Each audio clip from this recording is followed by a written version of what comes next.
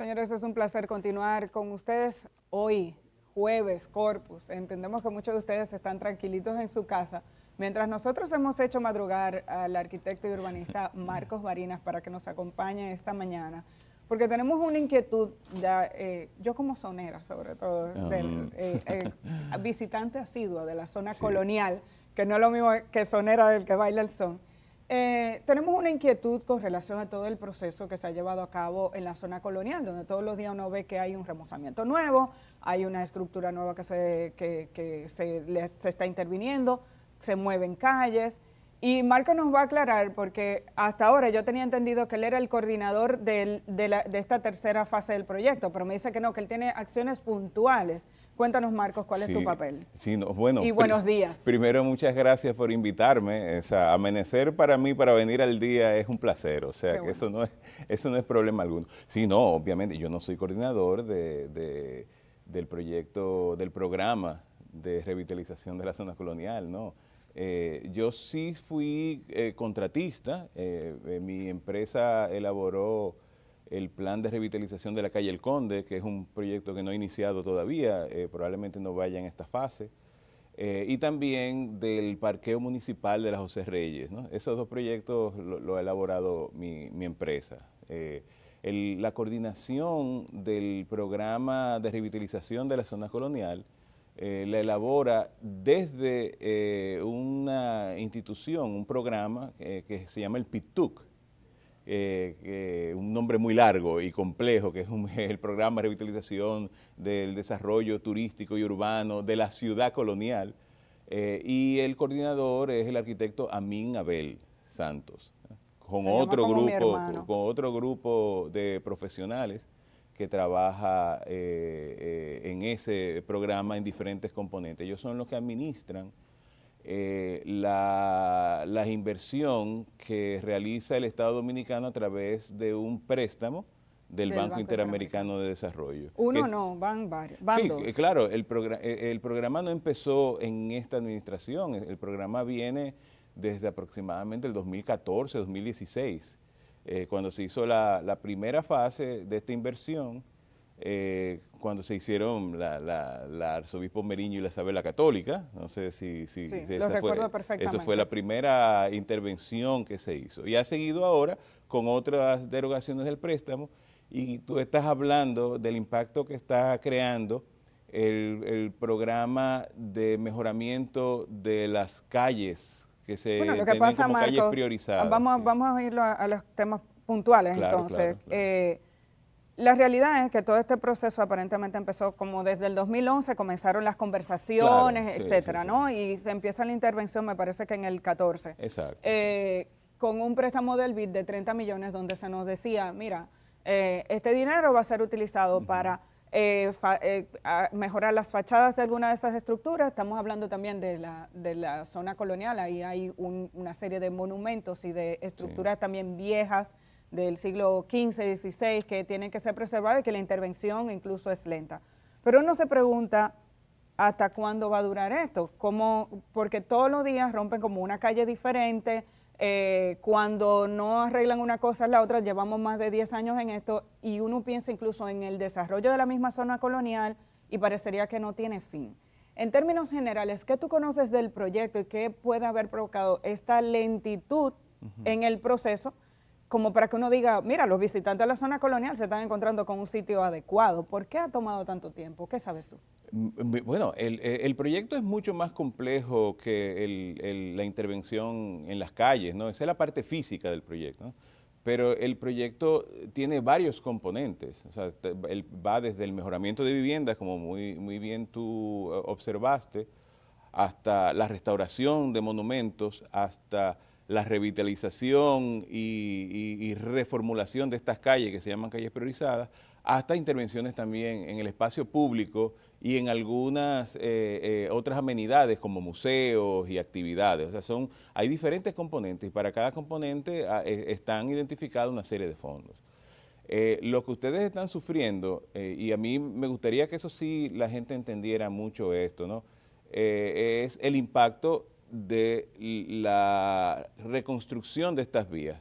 porque reconstruir las vías en la zona colonial implica no solamente lo que ustedes ven en la superficie, digamos, se está cambiando un pavimento, se están poniendo unos adoquines y demás, es todo lo que ocurre debajo de ese pavimento, o sea, el drenaje sanitario, el drenaje pluvial, las redes de telecomunicaciones. Se están habilitando, sí, porque claro. ahí no había el mal olor en la zona colonial. Exactamente, tú ya te das cuenta. Entonces viene producto de que la gente cree, y siempre hablan de la ciudad de Obando y hablan de que había drenaje sanitario en la ciudad de Obando y creen como que toda la ciudad colonial tiene debajo drenaje sanitario como si fuera París, y no es así, es un pedacito lo de Obando que va desde ahí donde está el Museo del Ron hasta el río Sama, eso es que todo. La gente sabe dónde queda el Museo Claro, del Ron. bueno, Claro, yo sé dónde sabe. es. Entonces, pero el resto no tiene. Del Museo del Ron hasta la Tarazana abajo. Claro, un poquito arriba de donde está el estacionamiento de las Atarazanas, un poquito más arriba, en la intersección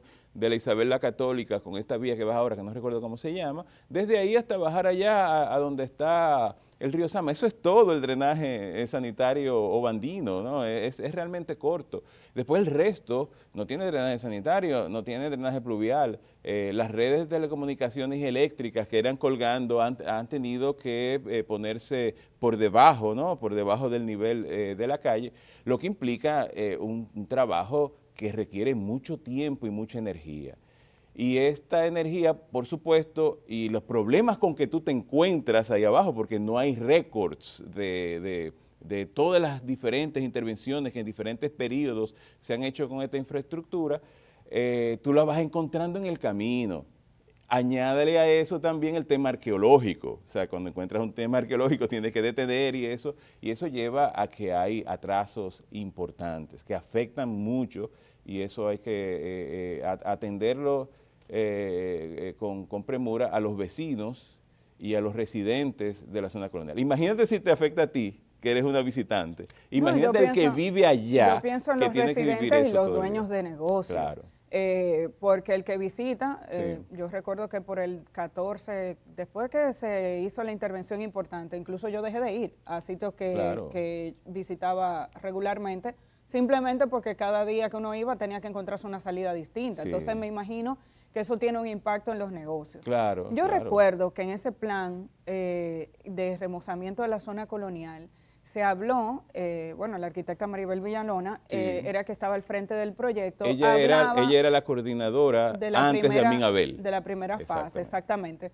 Nos comentaba de una idea de hacer la zona colonial más amigable al peatón. Así y ese es un tema que te conocemos, Marcos, como que es uno de los temas por los que tú siempre abogas, claro. ¿no? De que esta es una ciudad que se piensa más en los vehículos. Sí. Sin embargo, hemos visto cómo cada vez que se interviene en una de estas calles se disminuye la posibilidad de parqueo, sí, pero los parqueos propuestos no están habilitados. No. Tenemos el del Banco de Reservas, tenemos el de las Atarazanas y uno pequeño que está en la Meriño. Sin embargo, el que mencionabas que está en el Conde, en la José Reyes, eso está cerrado, ¿no? Bueno, sí.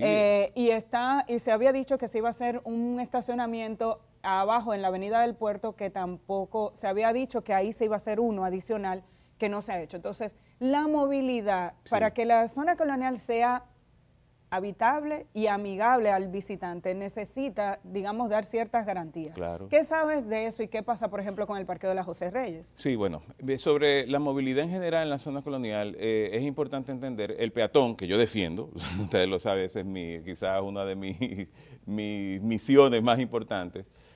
No es el único habitante en la zona colonial, las personas llegan en carros y llegan en otros medios allá, ya sea a trabajar o porque viven allá.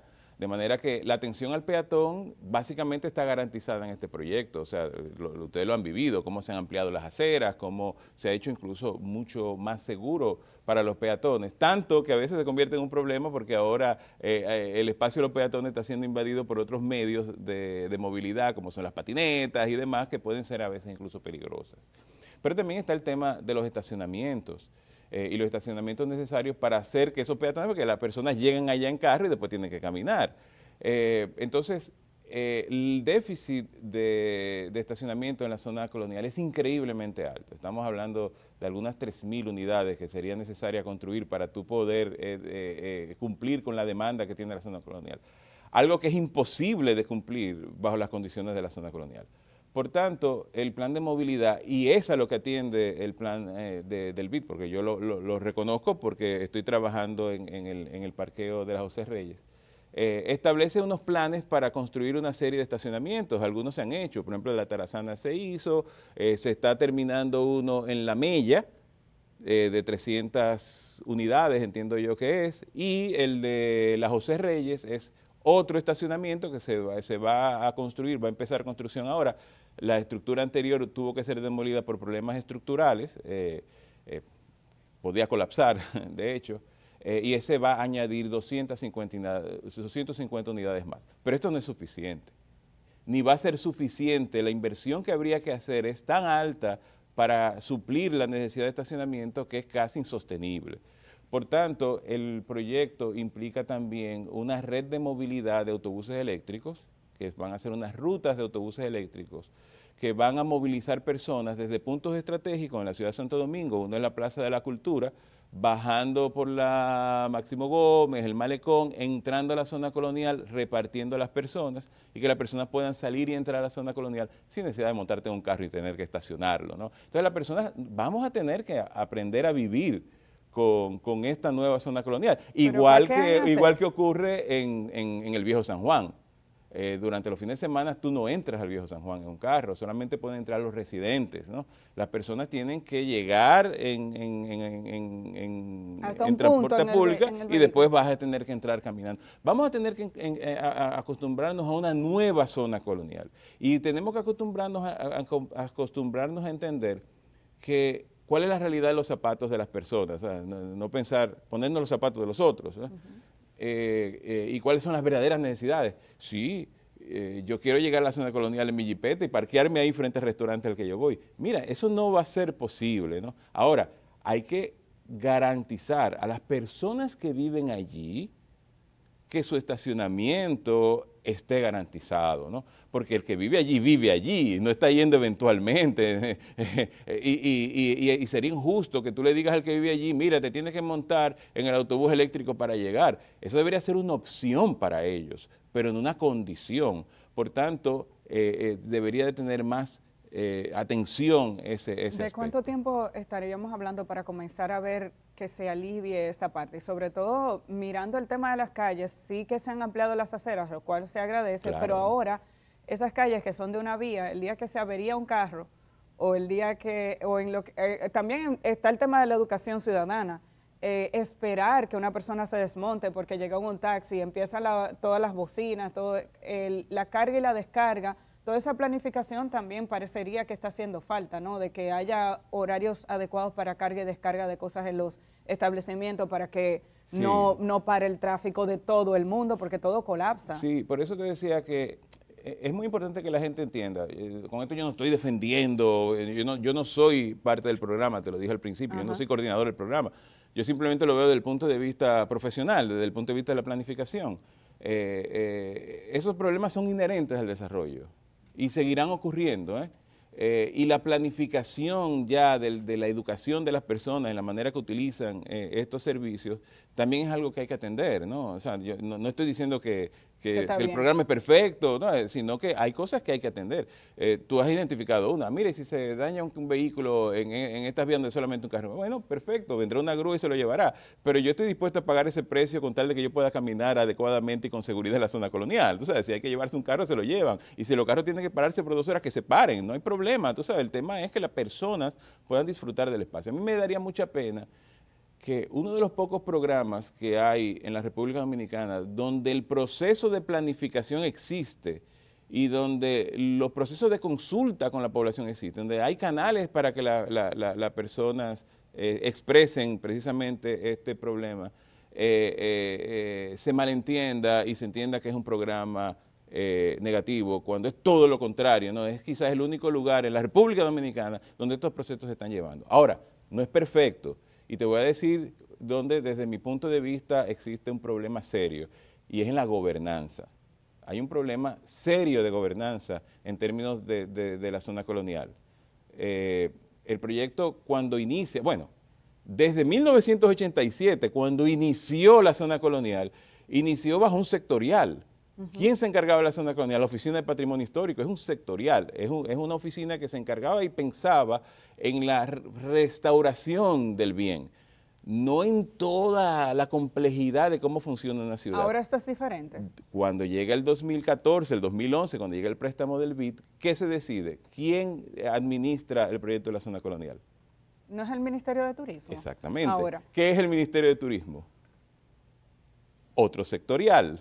Que bueno, está dirigido, debería ser intersectorial. Debería ser una mancomunidad. Obviamente debería ser intersectorial, ¿no? Sin Porque embargo, el ayuntamiento, el ministerio, pero tengo entendido que el ayuntamiento interviene, ¿no? Te voy a explicar ahora. Sin embargo, en el 2014 se toma la decisión que ese programa y la administración de esos fondos se hace a través del Ministerio de Turismo. Fíjate que eso empieza desde la administración de Francisco Javier, de cuando Danilo Medina, ¿no? Cuando se gesta el fondo ya final y se empieza a ejecutar.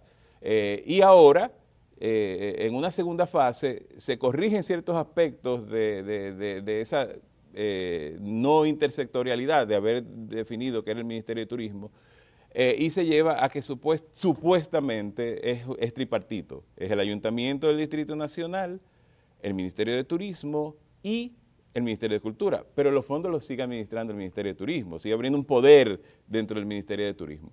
Ahí hay un problema de gobernanza, porque quien administra la ciudad, el jefe de la ciudad, es el Ayuntamiento del Distrito Nacional, y si de repente cada vez que nosotros vayamos a intervenir un centro histórico en la República Dominicana, vamos a tener que ese centro histórico no lo administre la ciudad, es un problema.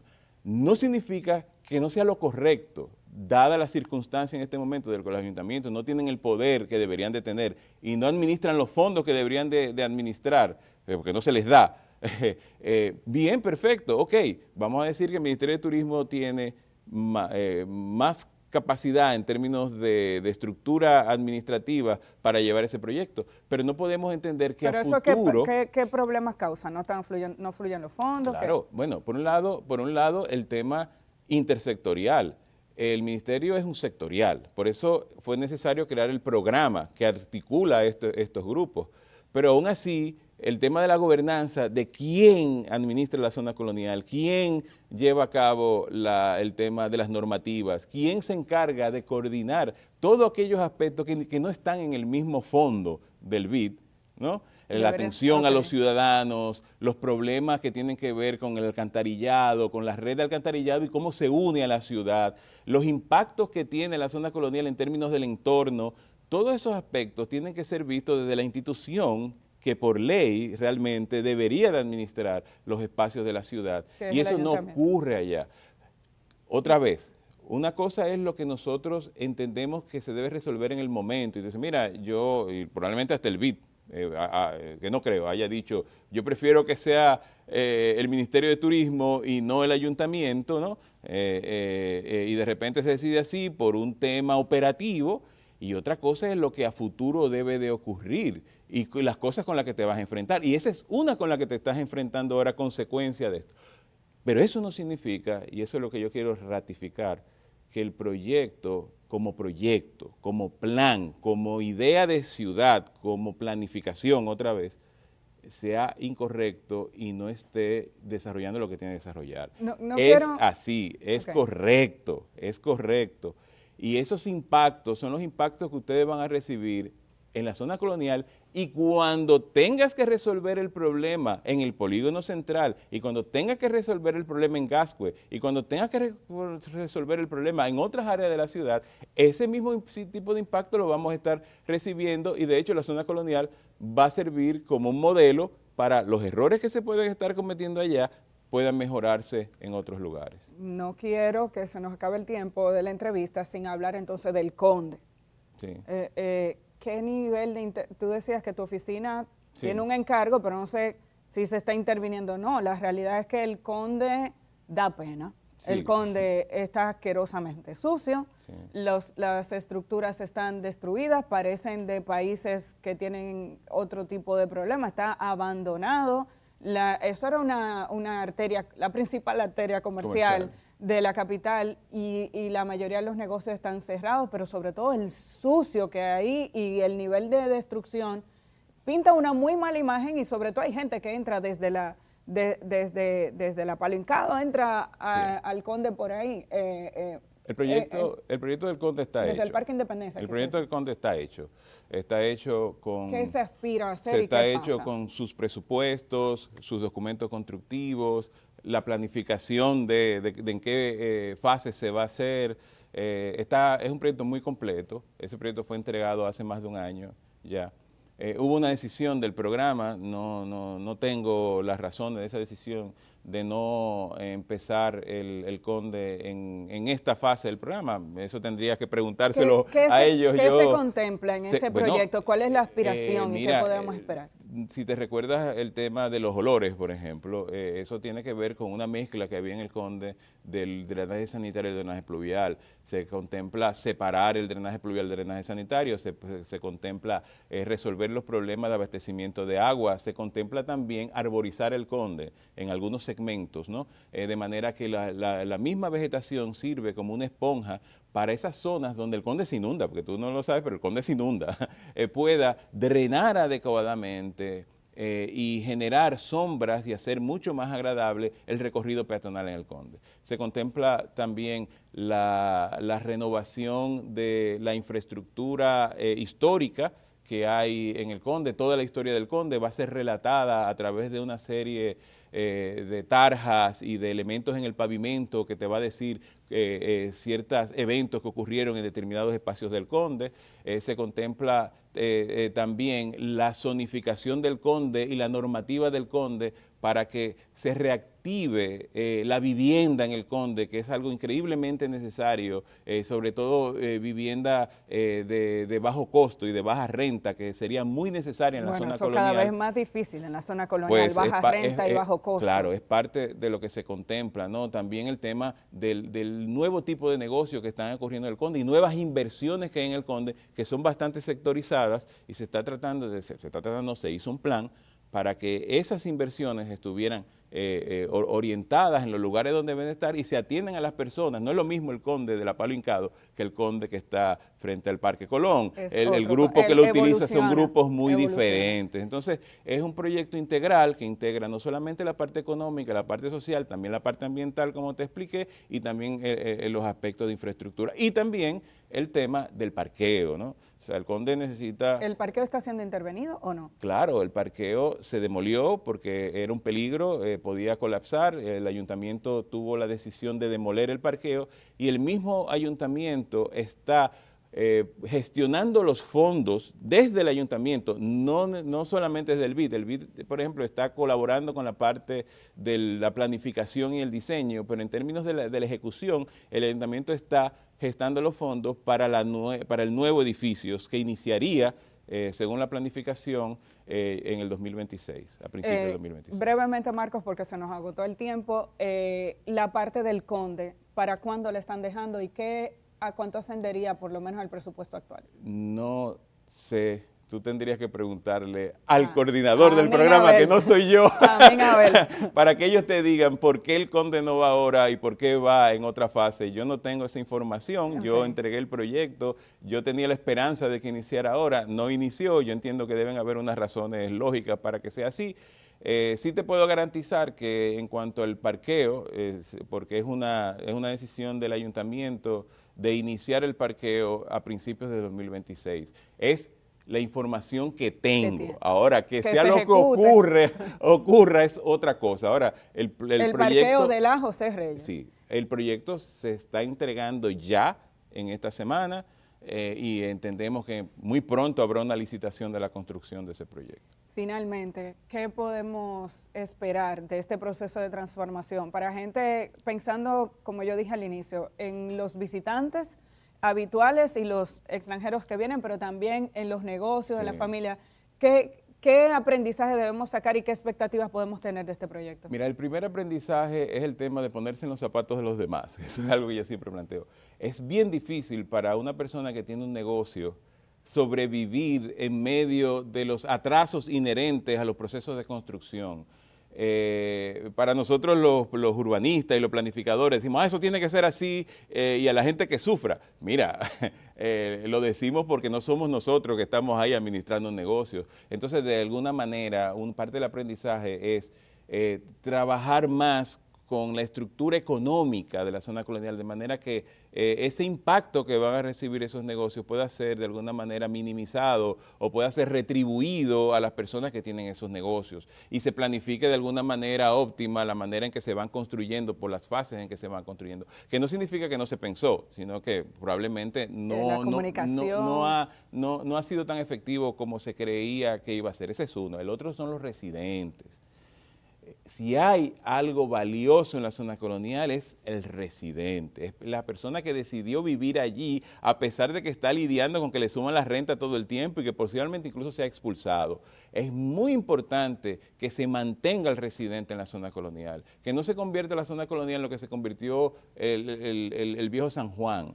No, el viejo San Juan está lleno de edificios y viviendas de americanos que viven en The Hamptons o en Boston y que van allí una vez al año y el resto lo alquilan por Airbnb. Bueno, hay mucha gente con alto poder adquisitivo que ha podido acceder a muchas de esas viviendas, de gente desesperada, claro, que vendió incluso cuando no entendía el Mira, proyecto. La belleza de la ciudad colonial es la diversidad de ingresos que tiene. En la zona colonial tú te encuentras con el más rico y con el más pobre tomándose una cerveza en una esquina. Si perdemos eso, todo el mundo es igualito. Perdemos la zona colonial, tú sabes, y esa es una atención importante. Entonces hay que garantizarle al residente que tenga su estacionamiento, hay que garantizarle al residente que tenga su opción de salir de la zona colonial y tenga que montarse en un carro, que salga en un vehículo público, ¿no? Decente, de calidad. Hay que garantizarle a ese residente que esos espacios públicos no sean gentrificados y dedicados a bares carísimos, Starbucks y demás, sino que se mantenga la estructura local de la zona colonial. Yo creo que eso es algo fundamental en el proyecto.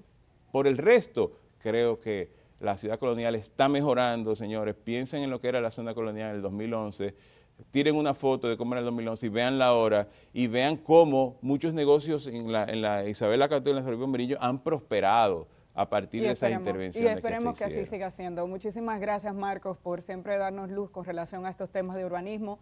En otro momento tenemos que hablar del plan de movilidad vial que acaba de promover el gobierno. Yo creía que era de eso que íbamos a hablar y vine con el cuchillo en la boca. No tenemos chance en este momento de hablarlo, pero además para que te dé tiempo a digerirlo bien, para que lo hablemos tranquilamente. Yo vine con el cuchillo en la boca para hablar de esos 6 puntos de República Dominicana se mueve y no me dejaron. Y no te dejaron. Óyeme esto, señores. Vamos a la pausa. Cuando regresemos tenemos otros comentarios para ustedes, pero antes... un señor que no es visitante en este espacio, que dice Edith que es el director permanente de este programa. Uchi Lora tiene un comentario para compartir con nosotros.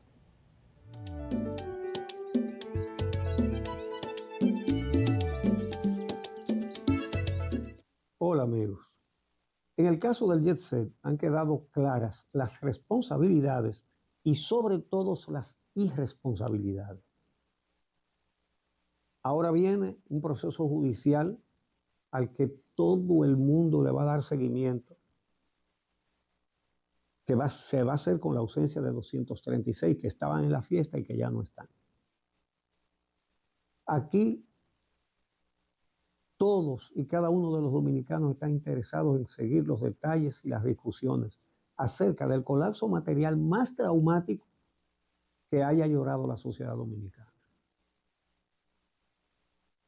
Ahora, lo que debe venir, aparte de ese proceso, es lo más importante, que es tomar las previsiones para evitar que algo así suceda de nuevo. Hay leyes, pero su aplicación es otro cuento. En un artículo publicado en el periódico El Día, el expresidente del CODIA, ingeniero Teodoro Tejada, señala que la ley 687-82, promulgada hace 43 años, dispone la clausura de cualquier obra cuando se le dé un uso diferente al que está autorizado, lo cual va en perjuicio de la seguridad. Entonces, la aplicación de esa ley era anteriormente responsabilidad del Ministerio de Obras Públicas, pero en el 2021 le fue traspasada al Ministerio de la Vivienda. Es urgente que el Estado le devuelva esa responsabilidad a Obras Públicas, ya que es necesario supervisar todas las edificaciones, no solo las viviendas. Hay que organizar desde ahora un superdepartamento para salir a evaluar todas las edificaciones, privadas y del Estado, para uso del público. Plazas comerciales, estadios deportivos, edificios de la justicia, escuelas, hospitales, iglesias, templos, discotecas, todo lugar donde quepan más de 50 personas.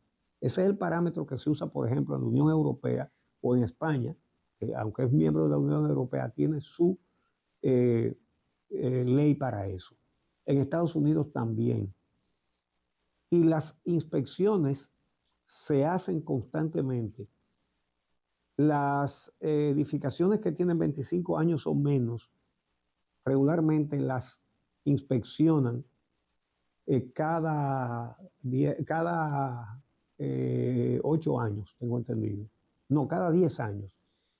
Las que tienen entonces entre 25 y 50, cada 7 u 8 años, y las que tienen más de 75 años de edad, entonces cada 5 años le hacen una inspección. Entonces, eso es algo urgente, ineludible, necesario, y el gobierno tiene que apurar el primer paso para emprender esa tan importante medida. En las escuelas, sobre todo, hay que hacer minuciosas inspecciones, porque ya se sabe lo que hacen muchos contratistas para ahorrarse materiales que ponen en peligro la vida, la seguridad de los niños y niñas que van a la escuela. Así que lo concluyo con esta décima. La fiesta que acabó en luto con un duelo nacional reta al sector estatal a un compromiso absoluto. Aplicar el estatuto de las edificaciones y las modificaciones hechas al ojo por ciento para evitar el lamento, el llanto y las oraciones.